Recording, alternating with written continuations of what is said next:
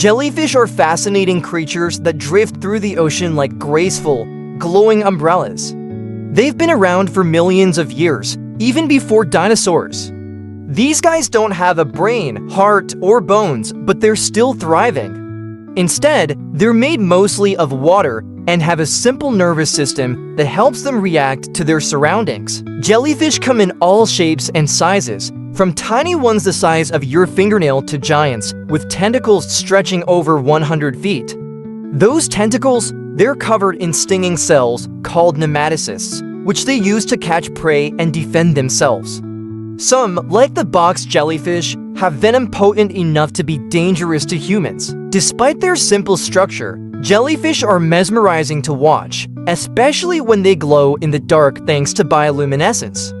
Just be careful when swimming in jellyfish territory. They may look cool, but those stings can hurt.